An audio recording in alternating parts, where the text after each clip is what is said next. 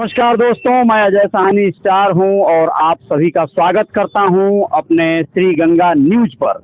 और आज मैं नौसड़ गोरखपुर में हूं और नौसड़ से मैं गुजर रहा था तो यहां एक चाय की दुकान पर मुझे लगा कि कुछ लोग बैठे हैं, इनसे जानना चाहिए कि इनकी जिंदगियों में क्या चल रहा है, क्या सब कुछ सही है, सटीक चल रहा है, जो भी इनके रोजगार हैं, जो भी आय के स्रोत हैं, उनमें कोई किसी प्रकार की समस्या आ रही हो, महंगाई की मार सह रहे हों, क्या है इनके ज़िंदगी के हाल, आज मैं दिखाऊंगा आप लोगों को लाइव।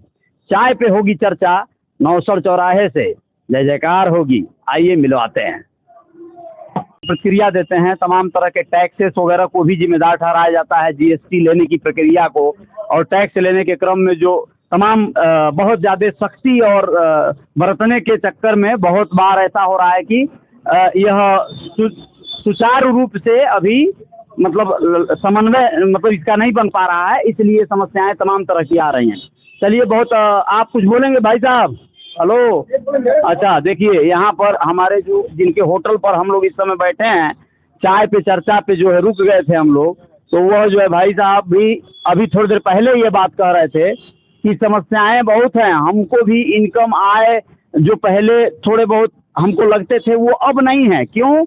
क्योंकि महंगा हो गया है सामान, जो रिफाइन है या गैस सिलेंडर का बाटला है, ये सब महंगा हो गया है।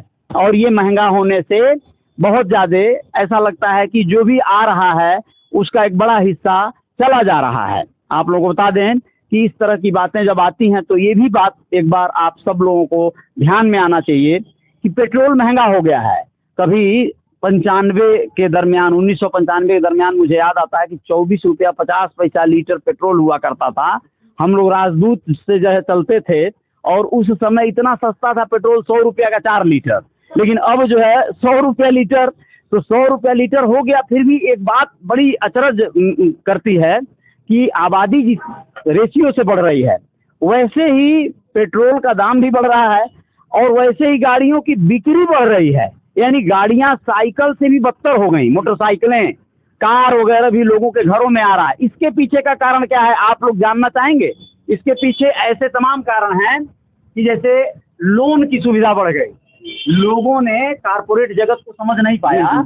कारपोरेट जगत से मतलब होता है अमीर, जो अमीर आबादी है देश की, धनाढ्यों की आबादी है, वो क्या करती है, वो लोन देती है आपको। कंपनियां बनाई है लोन देने वाली, बजाज फाइनेंस और भी तमाम तरह के माइक्रो फाइनेंस, छोटे छोटे फाइनेंस हो गए हैं। ये लोग आपको आसानी से लोन दे देंगे, कोई भी सामान लोन पे दे देंगे, क्रेडिट कार्ड दे देंगे, लो भाई पहले ले लो भैया, आप खरीदो, घर का सामान भरा लो, जाओ खाओ पियो, दूसरे दिन आप बड़े चैन से खाएंगे पिएंगे, मजे करेंगे। 1 महीना का आपको फुर्सत मिल जाएगा और 1 महीना बाद अगर आप कहीं चूक गए भरने में उसकी किस्त को तो वो सीधे डबल हो जाएगा। यानी ऐसी ऐसी कार्यक्रम लगाए हैं लोग, लोन दे के आपको गाड़ी खरीदवा देंगे। आप किसी गाड़ी वाले से चर्चा कीजिए, तुरंत लोन मिल जाएगा, तुरंत गाड़ी आ जाएगी घर पे। अब उसकी किस्त भरनी है, नहीं तो गाड़ी खींच जाएगी, डराया जाएगा आपको, धमकाया जाएगा आपको।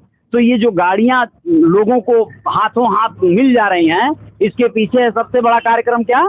लोन का खेल है। देखिए लोगों को कर्जदार बनाया जा रहा है। देखिए लोन देने का मेन मतलब, उनका मकसद क्या है, पहले वहाँ जाना चाहिए। जब तक हम वहाँ नहीं जाएंगे तब तक हम समझ नहीं पाएंगे। लोन देने का मतलब होता है आपको गरीबी के कगार पर लेके जाना। बिल्कुल सही। आपको सुंदर फैसिलिटी को दिखा करके गरीबी के कगार पर ले जा करके आपके ऊपर शासन करना, ये मेन उनका जो है कि मेन मोटो है। बिल्कुल। और ये देखिए जैसे अभी लोगों ने कहा महंगाई ज़्यादा है। एक मैं महंगाई के बारे में बताना चाहता हूँ।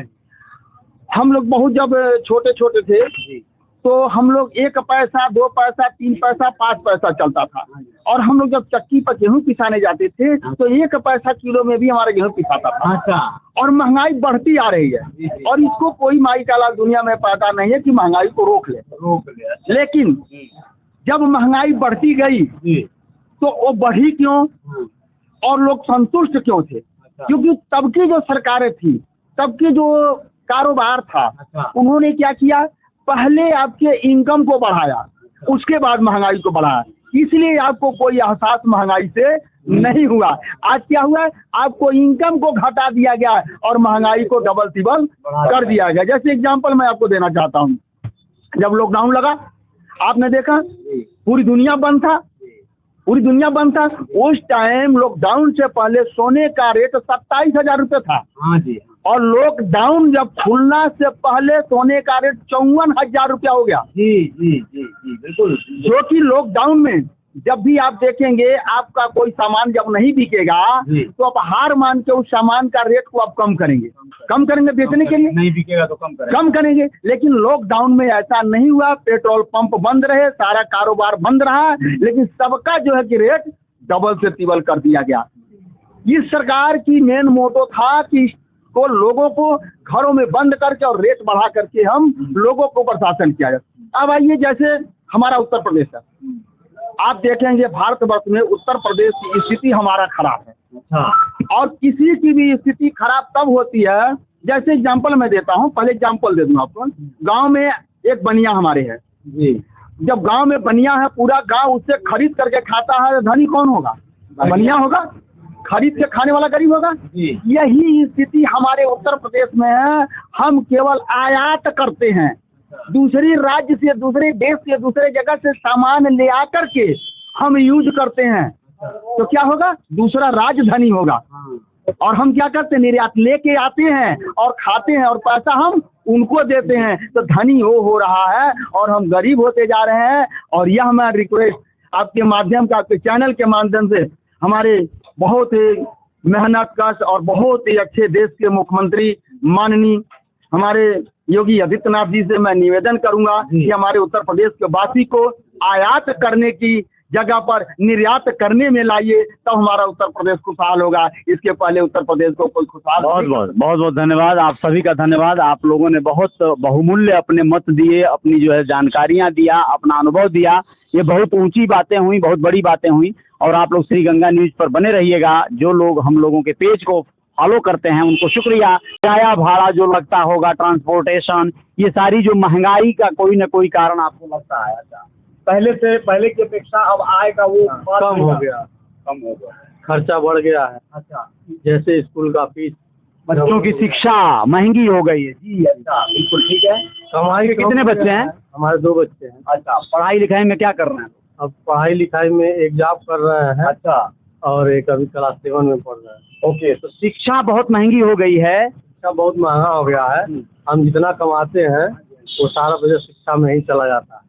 ओ हो, देखिए सारा बजट, जो भी व्यक्ति बड़े मुश्किल से कुछ इनकम आय जो भी करते हैं लोग, वो सारा बजट एक तरह से कहिए या बहुत बड़ा बजट शिक्षा में, बच्चों को पढ़ाने में चला जाता है। क्या निदान इसका लगता है, क्या होना चाहिए? अब होना यही चाहिए, सरकार को शिक्षा मुक्त करना चाहिए, शिक्षा मुफ्त करनी चाहिए, ये सरकार की जिम्मेदारी है।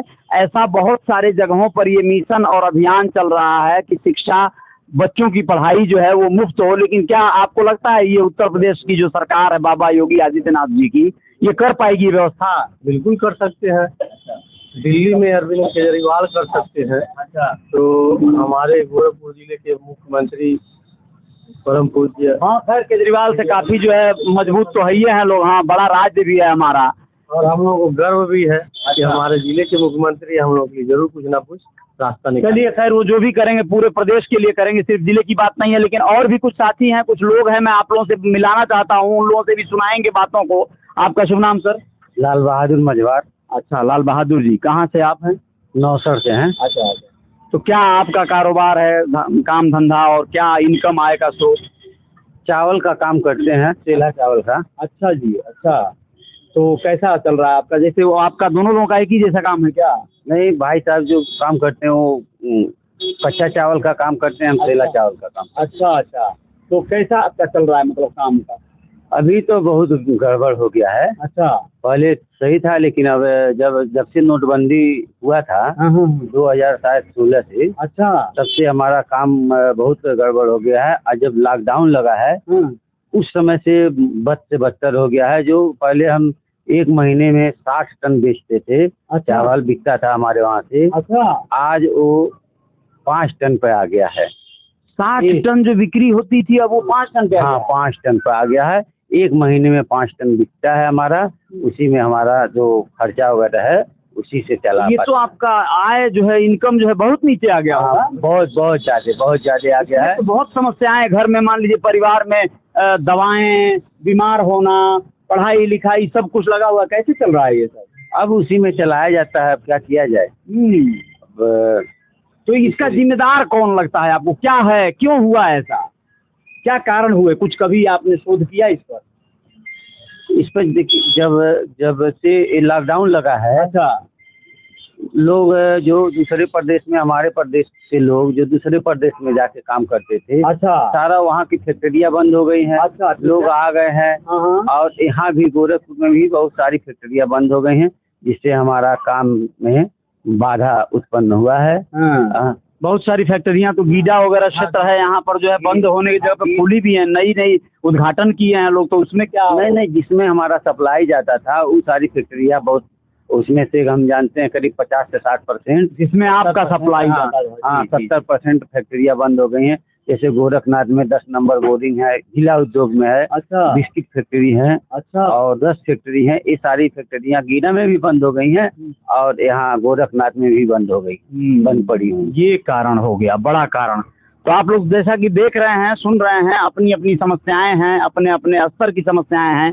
जो दवाएं, जो आजकल हम लोग हॉस्पिटल जाते हैं, कोई भी छोटी सी बीमारी हो, तकलीफ हो, हर कोई तो मतलब ऐसा नहीं है कि प्राइवेट में चला जाए। और सरकारी जो फैसिलिटी है, जो सरकारी अस्पताल हैं, उनकी भी हालत बहुत ज़्यादा, एक तरह से कहा जाए तो सुदृढ़ करने के चक्कर में हैं लोग, लेकिन अभी धीरे धीरे ही मतलब वो परिवर्तन आ पा रहा है। तो आपको क्या लगता है यहाँ पे दवा का जो चलाने का जो प्रक्रिया है, उस पर क्या कुछ सुधार होना चाहिए क्या?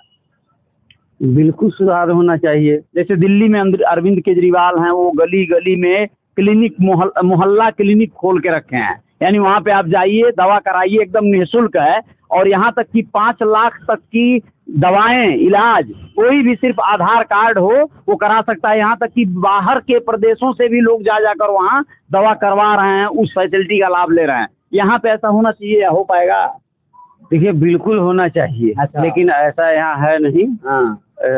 माननीय मुख्यमंत्री जी से मैं भी अनुरोध कर रहा हूँ हाथ जोड़ करके कि गोरखपुर या यहाँ के इर्द गिर्द या पूरे प्रदेश में ऐसा व्यवस्था होना चाहिए जैसे दिल्ली में हुआ है। दिल्ली में हुआ है, उस तरह का कुछ होना चाहिए, क्योंकि यह समय के साथ अपडेट होने जैसी प्रक्रिया है। आपका नाम सर? अंगद प्रसाद। अच्छा, अंगद जी, आपका क्या मतलब है? आप जॉब या व्यवसाय? स्टेट बैंक से रिटायरमेंट है। अच्छा, आप रिटायर्ड पर्सन हो, तब तो आपको पेंशन आता होगा मोटा? अरे मोटा क्या आता है। अच्छा। मोटा क्या है, लेकिन काम चल जाता है उसी में। लेकिन फिर भी आपका ठीक है, लिखाई हर चीज है बच्चों के लिए। अच्छा। सबसे बड़ा हम बता दें आपको, अच्छा, हमारे यहाँ इतना बड़ा नौसड़ गांव है, स्वास्थ्य केंद्र नहीं है। अच्छा, आपको बता क्या क्या क्या फिर से स्वास्थ्य केंद्र नहीं है? इतना बड़ी आबादी है हमारे गांव में नौसड़ में, हाँ। लेकिन यहाँ स्वास्थ्य केंद्र नहीं है। यहाँ स्वास्थ्य केंद्र होना चाहिए। नगर निगम में है ये नौसड़। ये वार्ड संख्या कौन सा, मतलब 24 नंबर वार्ड में हम लोग इस समय हैं, और यहाँ पर स्वास्थ्य केंद्र नहीं है। यह जो है, हाँ, फैसिलिटी होना चाहिए। मुख्यमंत्री जी से हमारा अनुरोध है कि इसको जो है जल्द से जल्द जो है व्यवस्था होना चाहिए। बिल्कुल। देखिए, आप बहुत बड़ी बात आपने कहा, श्री अंगद प्रसाद जी ने कहा कि हमारा 24 नंबर वार्ड है, अभी यह नगर निगम में आ चुका है नौसड़ हमारा, और यहाँ पर इतनी बड़ी आबादी है, इसके बावजूद यहाँ पर स्वास्थ्य केंद्र नहीं, सामुदायिक स्वास्थ्य केंद्र नहीं है। यह दुर्भाग्य की बात है, और ये होना चाहिए। अपील कर रहे हैं ये कि भाई जो भी जिम्मेदार या संबंधित पदाधिकारी हैं, लोग हैं, अधिकारी हैं, नेता हैं, सभी लोग इस बात को सुने और इस पर अमल करें तो बेहतर होगा। साहब, आपका शुभ नाम बताएंगे आप?